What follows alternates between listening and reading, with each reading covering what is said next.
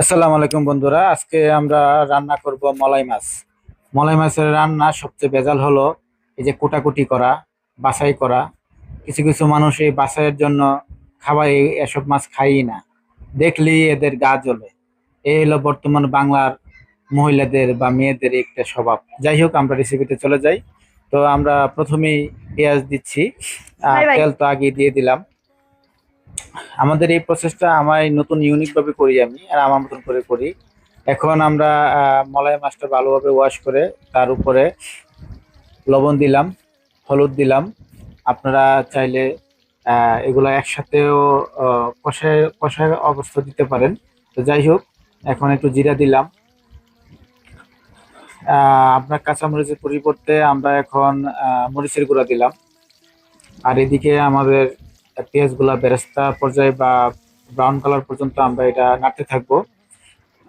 এখন একটু আদা দিয়ে দিলাম। আদার পরিমাণটা একটু কম থাকবে, আর এটা যেটা দিচ্ছি এটা হলো রসুন পরিমাণ। এই যে আদা দিচ্ছি হালকা, তো অবশ্যই আপনারা রসুনের পরিমাণটা একটু বাড়িয়ে দিবেন, তাহলে আপনার ফ্লেভারটা খুব ভালো হবে। এখন আমরা সবগুলা মিক্সার করে নিলাম। মিক্স করে বলেছো। 10 মিনিট বা 5 মিনিটের জন্য রেখে দিব। তারপর ঠিক যখনই বলেছো। আমার ব্রাউন কালার হয়ে যায় পেঁয়াজগুলা, তখন আমরা ছেড়ে দিব। আর আপনারা চাইলে পেঁয়াজ, ঠিক ঠিক। কাঁচামরিচ একসাথে এভাবে মেখেও গরম তেলে দিতে পারেন, এটাও পারা যায়।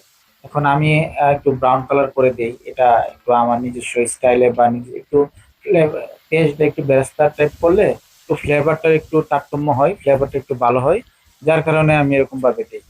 তো অবশ্যই আপনারা ট্রাই করবেন এভাবে করে। আর ভিডিওটি ভালো লাগলে অবশ্যই একটা লাইক, আর আপনারা যদি নতুন কিছু করতে চান বা নতুন ভাবে যদি করতে চান বা পারেন, একটু কমেন্ট করে জানান। আর এটা হলো আমাদের আজকের রান্নার কারিগর, খুব সুন্দরভাবে ও আজকে রান্না করছে। তার অবশ্যই বিলাতি পাতা আমরা খাবার পরিবেশনের আগে এভাবে দিয়ে দিবেন, ফ্লেভারটা খুব ভালো থাকবে। ধন্যবাদ সবাইকে আমাদের সাথে থাকার জন্য।